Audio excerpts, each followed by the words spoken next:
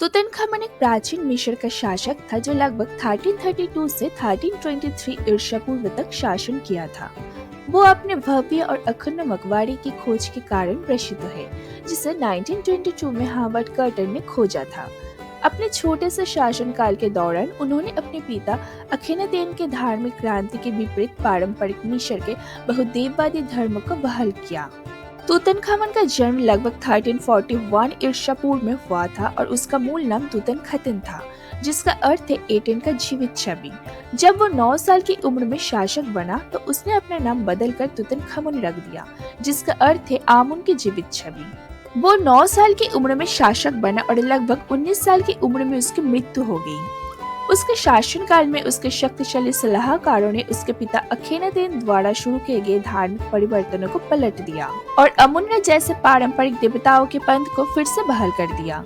उसकी मृत्यु का कारण स्पष्ट नहीं है और इसके लिए रथ दुर्घटना में लगी चोट, मच्छर जनित बीमारी या हड्डी की बीमारी जैसे कई संभावित कारण का अनुमान लगाया गया है।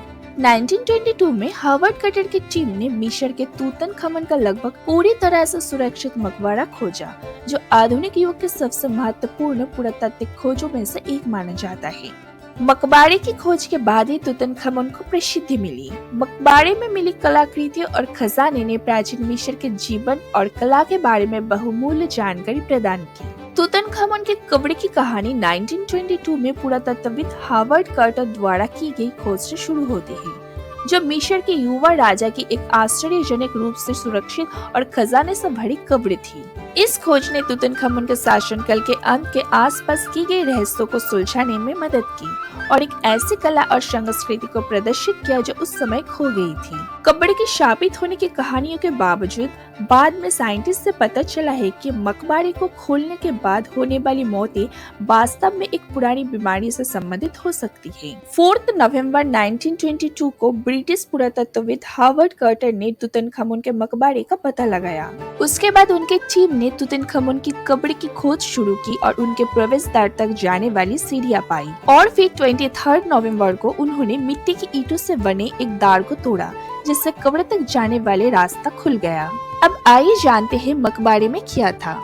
कब्र में 3000 से अधिक खजाने थे, जिसमें सोने के बॉक्स, फर्नीचर, रथ और कपड़े शामिल थे। कब्र की दीवारों पर राजा की पूरी जिंदगी की कहानी लिखा था, जो उनके जीवन और मृत्यु के बारे में जानकारी देता था। कब्र की खोज के बाद कई लोगों की मौत हुई, जिससे ये अफवाह फैली कि कब्र शापित है, पर साइंटिस्ट ने पाया कि लोगों की मौत रेडिएशन के कारण हुई थी।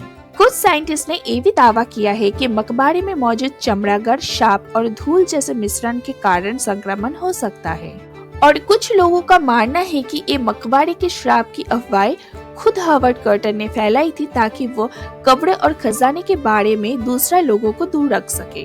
तूतनखामन का मकबरा आधुनिक पुरातात्विक इतिहास के सबसे महत्वपूर्ण खोज में से एक है। वो न केवल तूतनखामन के जीवन और मृत्यु के बारे में बहुमूल्य जानकारी प्रदान करता है, बल्कि प्राचीन मिस्र के कला, संस्कृति और जीवन के बारे में भी बहुत कुछ बताता है।